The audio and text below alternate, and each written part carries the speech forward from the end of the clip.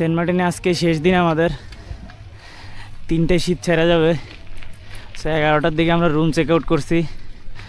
দুপুরের খাওয়া দাওয়া 1টার সময়, মাঝখানে কোনো কাজ নাই।